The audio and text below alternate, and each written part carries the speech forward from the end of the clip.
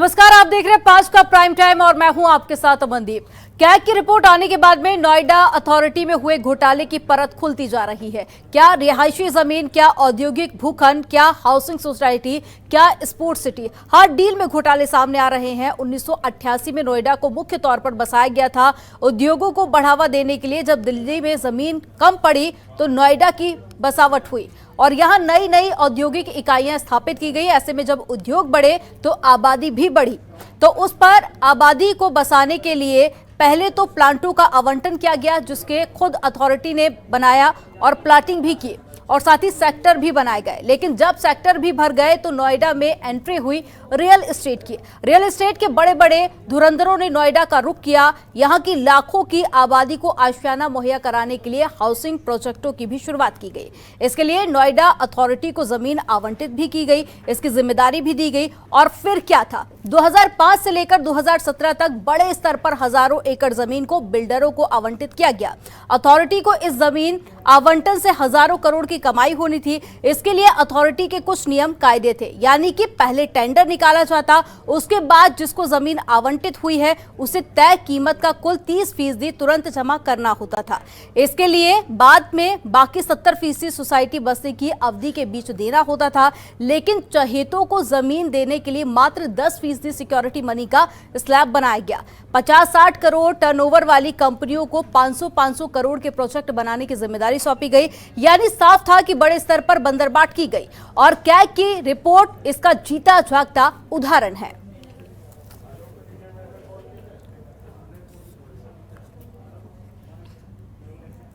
चीजें हैं, गंभीर है और सरकार उसका अध्ययन करेगी। जहां तक नोएडा में जो जमीनों घोटाले की बात सीएजी ने अपनी रिपोर्ट में कही है, 2017 में योगी सरकार आने के पहले जो सपा बसपा की सरकारें थीं उनकी संस्कृत घोटाले और भ्रष्टाचार की ही थी। तो उस कार्यकाल में ये बहुत संभव है, लेकिन उन तथ्यों के आधार पर सरकार उसको अध्ययन करने के बाद और उसमें जो उनके अगर तथ्यात्मक पाए गए तो उस पर कार्रवाई करने में जरा सा भी कोई देरी नहीं करेगी। देखिए, कैग की रिपोर्ट में जो भ्रष्टाचार का खुलासा हुआ है, जो इशारा है वो योगी सरकार के अधिकारियों के खिलाफ है, योगी सरकार के दुलारे अधिकारियों के खिलाफ है। हम पूछना चाहते हैं कि आदरणीय अखिलेश यादव जी के करीबियों के खिलाफ तो आप इनकम टैक्स, ईडी, सीबीआई सब इस्तेमाल कर लेते हो। कम से कम अब सत्ता पक्ष के लोगों के खिलाफ सीबीआई, इनकम टैक्स, ईडी, इनका इस्तेमाल कब होगा? नोएडा अथॉरिटी में 2000 चल रहे घोटाले की अगर पढ़ते देखें, उस सीएजी ने उजागर की है, जिस सीएजी को लेकर भारतीय जनता पार्टी पहले बड़ी बड़ी बातें करती थी, घोटालों की बात करती थी। अगर 2006 से आज तक की परतें निकाली जाएं तो मुझे लगता है जो सीएजी ने कहा है, भारतीय जनता पार्टी की योगी सरकार को लेकर घोटालों की फेहरिस्त और लंबी है। यही तो कांग्रेस पार्टी मांग करती है। कभी किसी के ने, कभी किसी ने, कभी सपा ने, कभी बसपा ने, कभी भाजपा ने उत्तर प्रदेश को लूटने का काम किया है। आज जिस मुद्दे पर चर्चा करेंगे और साथ ही कुछ सवाल जो इसको लेकर खड़े हो रहे हैं उसके बारे में पहले जिक्र कर लेते हैं कि आशियाने का इंतजार अथॉरिटी का कैसा मायाजाल, घोटालेबाजों की मौज, खरीदारों को कब मिलेंगे फ्लैट, और काफी लंबे वक्त से खरीदार इसका इंतजार भी कर रहे हैं। और जमीन आवंटन में खेल, क्या घोटालेबाज जाएंगे जेल? क्या वाकई में उन बिल्डरों को, उन अधिकारियों को जेल होगी या फिर ठंडे बस्ते में डाल दिया जाएगा? बड़े बिल्डरों से मिली भगत, किसने लगाई करोड़ों की चपत? आखिर वो कौन कौन है जिसके नाम अभी जांच में सामने आ सकते हैं? और सीएजी का खुलासा, बिल्डर्स का बॉयर्स को झांसा।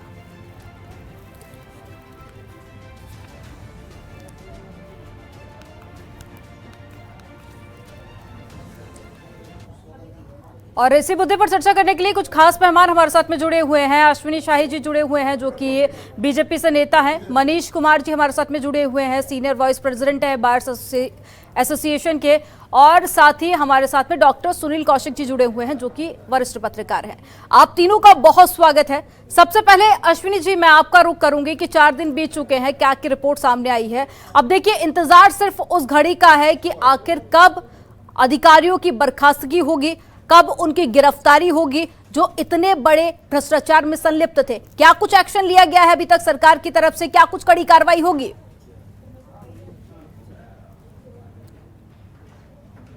सरकार तो कार्रवाई करेगी ही करेगी, क्योंकि सरकार ने ही इस चीजों को इनिशिएटिव लिया है। 2017 में जब सरकार आई है, उसके बाद से उसके पहले की सरकारों ने तो सीएजी को अनुमति ही नहीं दी कि आप ऑडिट करिए। माननीय योगी जी की सरकार ने ऑडिट कराया है और माननीय योगी जी की सरकार इसको बहुत गंभीरता से देख रही है और जो भी इसमें दोषी पाया जाएगा उसको बख्शने वाली सरकार नहीं है। दूसरा चीज मैं आपको याद दिलाना चाहूंगा, ये एक तरह से जो वहां काफी जो है पिछली पूर्ववर्ती सरकारों के द्वारा जब भी ये घोटाले हुए हैं तो केंद्र में कांग्रेस यूपीए की सरकार थी और ये सपा और बसपा दोनों उनकी सहयोगी हुआ करती थी और इन लोगों ने मिलकर इन घोटालों को अंजाम दिया है, जिसके 2010-11 में माननीय किरीट सोमैया साहब ने भी आयकर को एक फाइल दिल्ली आयकर को सौंपा था, जिसके लिए ये धीरे धीरे जांच रुकवा दी गई थी और अब वो जांच कैग की रिपोर्ट आई है कि जिसमें ये घोटालों का पर्दाफाश हो रहा है। नोएडा तो एक तरह से स्वायत्त शासी संस्थाएं हैं और उत्तर प्रदेश सरकार उसको अनुमति देती है किसी चीज की कि वहां जांच करना है क्या नहीं करना है। तो पिछली सरकारों ने जांच का वो नहीं किया, इस सरकार ने कैग की ऑडिट कराई है और यही सरकार जो लोग दोषी पाए जाएंगे उनको दंडित करने का भी काम करेगी। ठीक है, लेकिन विपक्ष ये भी सवाल उठा रहा है कि जो योगी सरकार है उसके अधिकारियों की भी इसमें कहीं ना कहीं संलिप्तता है, उन पर कोई कार्रवाई नहीं की जा रही है। देखिए, ये तो विपक्ष की एक कहिए कि घृणित मानसिकता का द्योतक है, जो अभी मैं आपके टीवी स्क्रीन पर सुन रहा था। समाजवादी पार्टी के एक नेता बोल रहे थे, लेकिन कांग्रेस तो है नहीं यहाँ पर 3 में न 13 में, उनको तो कुछ बोलना ही बोलना है। लेकिन समाजवादी पार्टी जिसने घोटाला किया है उसने सीधा सीधा आरोप लगा दिया। भाई, जब घोटाले हुए हैं वो 17 तक के 18 तक के ऑडिट में आया, हमारी सरकार 17 में आई है, हम लोगों ने जांच खुलवाया है और उसके बाद आप लोगों ने घोटाले किए, उस पर पर्दा डालने के लिए योगी सरकार के ऊपर एक आरोप लगा दिया आप लोगों ने। योगी सरकार चाहे कोई भी अधिकारी होगा उसमें नहीं बचेगा और आज 21 तक की ऑडिट नहीं हुई है। कल कैग के अधिकारी से भी मेरी बात हुई है, ठीक है, कल कैग के अधिकारी से भी मेरी बात हुई है। उनका कहना है कि जो सरकारें रही थी उनका दबाव रहा जिसके चलते ऑडिट नहीं हो पाया, लेकिन अब ये मौका तो आप लोगों को मिला है ना। आप उत्तर प्रदेश में आपकी सरकार है, बीजेपी की सरकार केंद्र में भी है, तो फिर अब इतनी लेट लतीफी क्यों की जा रही है? आपको आपने लग रहा जी नहीं लग रहा है आपने सुना नहीं वो चीज। मैंने कहा कि पूर्ववर्ती सरकारों ने ऑडिट की अनुमति नहीं दी। 2017 में योगी सरकार के आने के बाद माननीय योगी जी ने इस चीज को आगे बढ़ाया और ऑडिट करने की बात कही, अनुमति दी। तो हम तो चाहते हैं ऑडिट हो और जो बेईमान है, जो शैतान है, उनके खिलाफ जांच हो, चाहे वो अधिकारी हो, राजनेता हो, मुख्यमंत्री हो। इसमें आपको पीछे भी होगा, यादव सिंह का घोटाला आपने सुना होगा, तो वही का है, यादव सिंह भी वही से जुड़े हुए थे। योगी जी ने इसकी इजाजत तो दी, लेकिन मायावती जी की सिर्फ सपा और बसपा के कार्यकाल की ही लगता है मुझे अनुमति दी गई है। ठीक है मनीष जी, आप देखिए सत्ता पक्ष की तरफ से बड़े बड़े यहाँ पर दावे और रहा उसमें, तो अब तो 2021 चल रहा है ना, रिपोर्ट कब तक की आई है तो आपको बखूबी पता होगा। ठीक है, आगे भी आऊंगी मैं आपके पास में, लेकिन हमारे साथ में मनीष कुमार जी भी जुड़े हुए हैं। अच्छा, नहीं, यहाँ एक लाइन क्लियर कर लिया जाए अमनदीप जी, एक लाइन में मैं कर दूंगा, उसके बाद आप बोलिएगा। ठीक है। 2017 में जब हमारी सरकार आई है तब हमने उसके रिपोर्ट के लिए अनुमति दी, तब 2017 में ये अनुमति गई, तो 17 से 18 तक की जांच हुई है, ऑडिट हुआ है, इसके आगे भी होगा जी। ठीक है, हमारे साथ में मनीष जी भी जुड़े हुए हैं। मनीष जी, इससे पहले भी मेरी आपसे बात हुई तो आपने तमाम जो शिकायतें रही हैं अभी तक लोगों की कि पैसा दिया गया है लेकिन अभी तक फ्लैट्स नहीं मिले हैं और जो तमाम खामियां थी वो आपने उस वक्त गिनाया था। कई सारी मांगे भी आपने सत्ता पक्ष से की थी। अब सत्ता पक्ष की तरफ से भी कहीं ना कहीं वादे किए जा रहे हैं कि विधानसभा चुनाव से पहले कोई बड़ा एक्शन लिया जाएगा। क्या आपका एसोसिएशन इससे संतुष्ट है? तो योगी सरकार आते ही लोगों को घर मिलना शुरू हो जाएगा, शुरू तो हुआ है, लेकिन अभी भी वैसे लोगों की संख्या हजारों लाखों में है जिनको अभी तक घर नहीं मिला है। घर मिल भी गया है, मालिकाना हक नहीं मिला, रजिस्ट्री नहीं हो रही है। और एक बात मैं और ऐड करना चाहूंगा कि 2017 में योगी सरकार आई योगी सरकार ने आते ही जो है तो और हमारे प्राइम मिनिस्टर ने भी बोला था कि जो है तो प्राधिकरणों की जांच कराई जाएगी। जहाँ तक मुझे ध्यान है, जो जांच हुई है वो 2018 में पूरी हो चुकी थी। तो जब 2018 में पूरी हो चुकी थी तो उस रिपोर्ट को मतलब टेबल पे रखने में, कैबिनेट में रखने में 3 साल क्यों लगे? या अगर 2019 में पूरी हो चुकी तो 2 साल क्यों लगा? हम फ्लैट फायर्स एसोसिएशन हमेशा से मांग करते आ रहे हैं कि कैट की रिपोर्ट सार्वजनिक की जाए। यहाँ पे एक चीज और है कि अभी तक जो कैट की रिपोर्ट आई है जो नोएडा प्राधिकरण से आई है, लेकिन नोएडा प्राधिकरण से कैट रिपोर्ट आना अभी बाकी है। अब वो जैसे ही आएगा उसमें भी और भी बहुत सारे मिली भगत और पंटानार जो बंदर मार्ग है उसका खुलासा भी नोएडा के कैट रिपोर्ट में होगा। ठीक है, ठीक है मनीष जी। सुनील कौशिक जी, मैं आपसे जानना चाहूंगी कि जो पूरा मामला है वो आपके सामने है, सत्ता पक्ष इसको लेकर कार्रवाई करने की बात भी कह रहा है, लेकिन वो तो खैर आने वाला वक्त बताएगा कि क्या कुछ इस पर एक्शन लिया जाता है। और साथ ही मैं आपसे ये भी समझना चाहूंगी, क्या आने वाले दिनों में भूमि खरीदी पर भी आप इसका कोई असर देखते हैं? देखो अमनप्रीत, ये पूरा ये शुरू से हम देखेंगे इसको। सुनील कुमार जी ने बड़ा सफाई के साथ अपनी बातें रख दी और लगता है जनता सुन रही होगी तो हंस भी रही होगी कि सरकार की तरफ से कैसे पक्ष रखा जाता है। 2014 में जब इनकी सरकार आई और 2017 में जब विधानसभा का चुनाव होना था तो यादव सिंह के खिलाफ सीबीआई जांच की सिफारिश केंद्र सरकार ने की थी और उसमें सीबीआई जांच भी हुई थी। आज तक कितने अधिकारी उसमें फंसे, कितने अधिकारियों पर कार्रवाई हुई, आज तक न हम जान पाए और न यहाँ के फ्लैट्स जिनको मिलने चाहिए थे वो जान पाए, न नोएडा की जनता जान पाई। 2017 में इनकी सरकार आती है, 2019 में चुनाव होते हैं, तो 2018 में जब ये धरना दिए जा रहे थे यहाँ पे नोएडा में, जिनको फ्लैट्स नहीं मिले थे, करीब 90,000 के आसपास उस समय फ्लैट्स दिए जाने थे, तो योगी सरकार ने खुद कहा था इस बात को आकर के कि दीपावली तक सारे फ्लैट्स ट्रांसफ़र कर दिए जाएंगे, लोगों को दे दिए जाएंगे। ये 22 चेयरमैन इस समय बैठे हुए हैं, वो बता देंगे। ठीक है। अभी भी 57,000 फ्लैट ऐसे हैं जो अभी लोगों को नहीं मिल पाए। और 2018 में आने के बाद इन्होंने कैग सीएजी में जांच के दायरे में सारी अथॉरिटी ला दी। ये बहुत स्वागत योग्य कदम था योगी सरकार का जी। लेकिन जो कह रहे थे कि समाजवादी पार्टी तो आरोप लगाती है, वो आरोप नहीं लगा रही है, बिल्कुल ठीक कह रही है, क्योंकि वो किसी नेता ने घोटाले नहीं किए। चाहे कैग की जांच देख लियो और चाहे सीबीआई की जांच देख ली जाए, अधिकतर अधिकारियों का जो गैंग है वो सामने आ रहा है। और कैग रिपोर्ट में जिन अधिकारियों के ऊपर आरोप लगाए गए हैं, जिन अधिकारियों पर शक किया जा रहा है, वो इस समय लगभग 3 वरिष्ठ अधिकारी मुख्यमंत्री कार्यालय में तैनात हैं।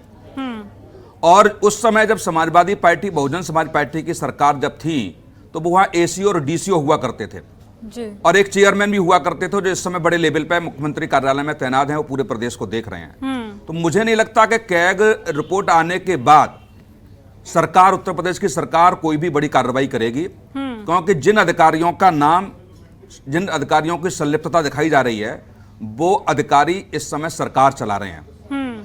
और सवाल ही नहीं उठता कि सरकार वहां पर उनके ऊपर कार्रवाई करे, क्योंकि कैग की टिप्पणी आने के बावजूद, मैं फिर कह रहा हूं कि कैग ने इतनी बड़ी टिप्पणी की है कि मुझे लगता है कि जितने भी मंत्री जहां अथॉरिटी आ रही है उनको इस्तीफा दे देना चाहिए, उनके खिलाफ मुकदमा लिखा जाना चाहिए जी। और जब 2018 में कैग की बात आई थी तब मुख्यमंत्री जी ने खन्ना साहब की अध्यक्षता में 3 मंत्रियों की एक कमेटी बनाई थी। वो जांच आज तक नहीं आई जनता के सामने तो उस कमेटी ने किया क्या।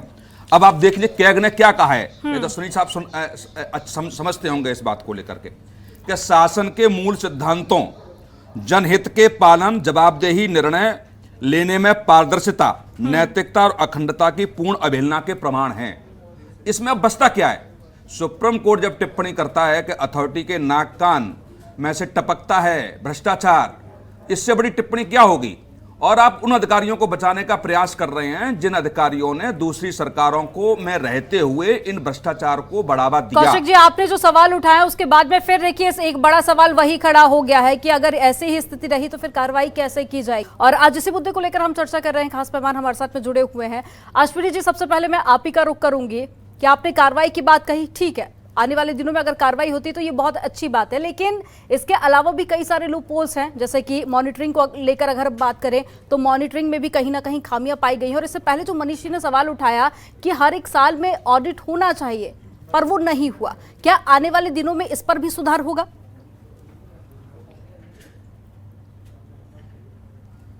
संदीप जी, अभी कौशिक जी जो है एक किस तरीके से समाजवादी पार्टी के बयान को जायज ठहरा रहे थे।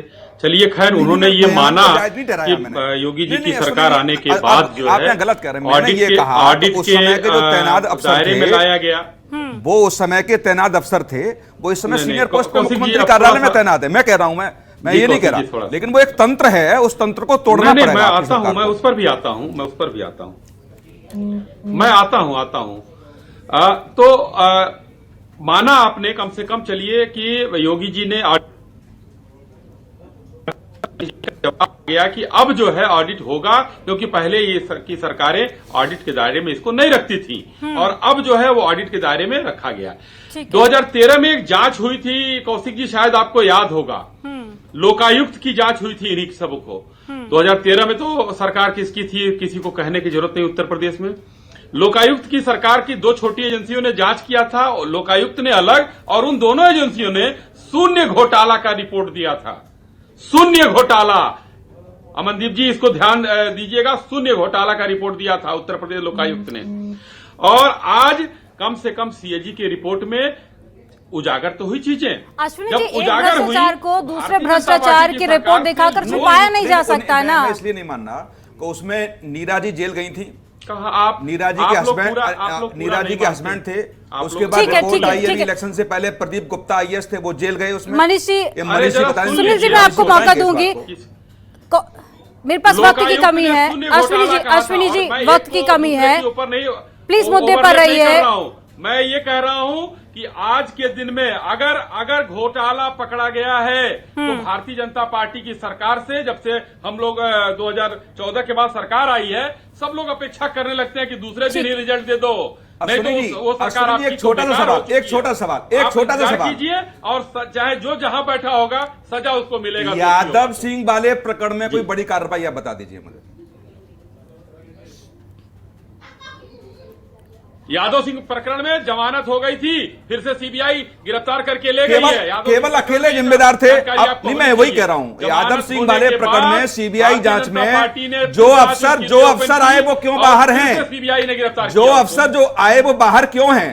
यादव सिंह से अकेले जिम्मेदार थे क्या उसमें? आप एक घोटाले को ढकने के लिए दूसरा, अरे मैं ढक नहीं भाई पूछ रहा हूं कि सफाई और बसपाई घोटाला किए थे, भारतीय जनता पार्टी ने उसको उजागर। अश्विनी जी, सुनील जी, प्लीज मौजूदा मुद्दे पर रहिए, प्लीज मौजूदा मुद्दे पर रहिए। जनता पार्टी ने उजागर किया, ठीक है अश्विनी जी, ठीक है, लेकिन अब ये देखिए, ये तो जब कार्रवाई होगी ये वक्त बताएगा, मेरे पास वक्त की कमी है। यहाँ पर आपको रोकना चाहूंगी, आप सभी का हमारे साथ में जुड़ने नहीं गया हूँ मुद्दे से, मैं मुद्दे से बाहर नहीं गया हूं। ठीक है, लेकिन एक भ्रष्टाचार को आप दूसरे भ्रष्टाचार से कंपेयर क्यों कर रहे हैं? अगर रिपोर्ट आई है तो सवाल तो यही होगा ना कि क्या कुछ कार्रवाई होगी दोषियों पर? भ्रष्टाचार जिसने किया, जब भ्रष्टाचार जिसने किया उस सरकारों के बचाव में आपके पैनल में लोग हैं। मैं कह रहा हूं कि उन सरकारों के भ्रष्टाचार को आज जिस सरकार ने उजागर किया वो सजा भी आपकी सरकार है। जिस लोकायुक्त ने क्लीन चिट दिया था उसके खिलाफ मुकदमा लिखाइए ना, नहीं, जिस लोकायुक्त ने क्लीन चिट दिया आपकी सरकार है, केंद्र में भी आमी, उसको जेल भेजिए एफआईआर करा के उसके खिलाफ। कौन रोक रहा है आपको? कोई बचाव थोड़ी कर रहे हैं उसमें कोई। ठीक है, आप सभी को यहाँ पर मैं रोकना चाहूंगी। आप सभी का हमारे साथ में जुड़ने के लिए बहुत शुक्रिया।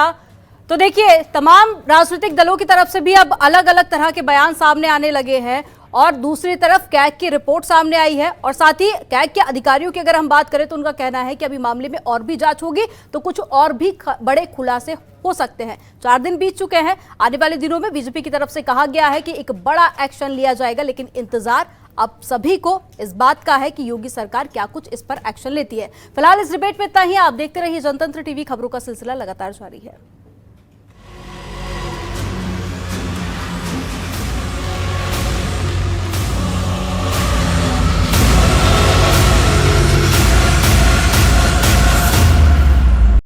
खबरों के निष्पक्ष विश्लेषण के लिए सब्सक्राइब करें Jantantra TV and press the bell icon. Never miss any update.